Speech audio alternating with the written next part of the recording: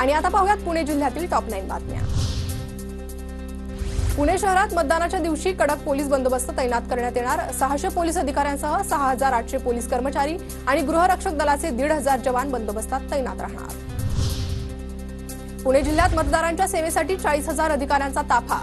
जिल्ह्यातील 8462 मतदान केंद्रावर मतदान प्रक्रिया सुरळीत पार पाडण्यासाठी जिल्हा प्रशासनाची तयारी पूर्ण। विधानसभा निवडणुकीच्या पार्श्वभूमीवर पुण्याच्या स्वारगेट भागात 19 आणि 20 नोव्हेंबरला वाहतुकीत बदल।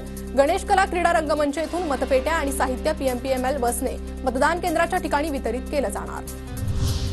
वायू प्रदूषणामुळे पुणेकरांना फुफ्फुस रोगाचा धोका वाढला। दिवाळीच्या कालावधीत प्रदूषणामुळे बिघडलेली हवेची पातळी फुफ्फुस रोगाला कारणीभूत।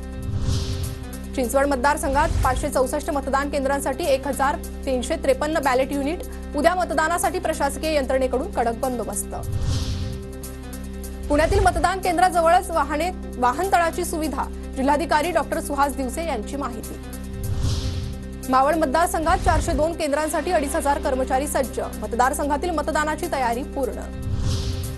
पीएमपीएमएलच्या बस संख्येत वारंवार घट, तर पीएमपीच्या ताफ्यात 650 बस प्रत्यक्षात रस्त्यावर धावतात। पुणेकरांचे प्रवासासाठी तारांबळ।